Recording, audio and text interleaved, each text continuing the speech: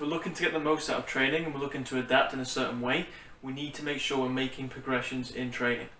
Here's a simple way you can make progressions on a consistent basis without burning yourself out or making it complicated. When we look at progressing weight training, we essentially need to take volume up over time.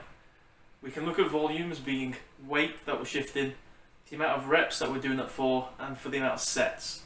Sets, reps and weights combined is the total amount of volume you're doing. So if we're increasing those over time, we are making progressions. Here's the order in which I would progress those things. First and foremost, reps.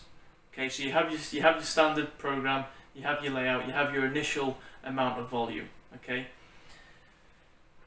For the weight that you're currently shifting, okay, you want to make sure that you can progress the reps that you're doing up until a point where for however many sets you've got programmed, you're maxing out those reps. So say for example, you've got 2 sets of bent over row for 8 to 12 reps, okay?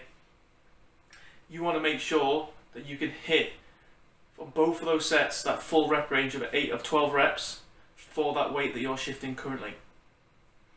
Once you can then hit the full rep range for every set that you have for that exercise, you then move on to the second point, which is weight.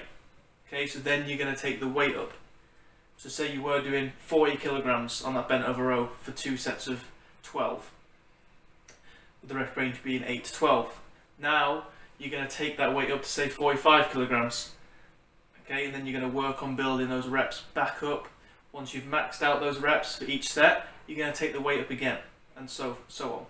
Now eventually, obviously, progressions like that aren't going to happen.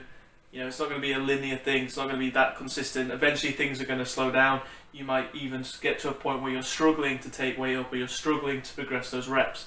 When that happens, you're then going to take sets up. So you then might go from 2 sets to then 3 sets. You can get fancy here, you can even then maybe do different rep ranges on that new set that you've got, whatever you want to do, but you then want to potentially add an additional set. Okay, so you go from 2 to 3 and then maybe repeat the process. Then you can even go from 3 to 4 and so on. The biggest mistake most people make is that they don't take advantage of 1 and 2. They don't try and rinse 1 and 2 reps and weight as much as they can before taking sets up, and people go to sets and drive sets up far too early, far too fast. Okay, the issue people have is when they drive sets up too far and too fast, or even start with them too high, is that eventually they struggle to recover from that amount of volume. Okay, an extra set is a lot more volume than extra reps and weight, because an extra set is essentially both of these, an extra, both of them combined. Okay, so the issue a lot of people have is that they start too high in sets, so they try and drive sets up too early, too fast. So make sure we're get as much out as we can from the reps and the weight, progressing that as much as possible, then we take sets up. This is an easy way to make sure that you're going to be making progressions on a very relatively consistent basis.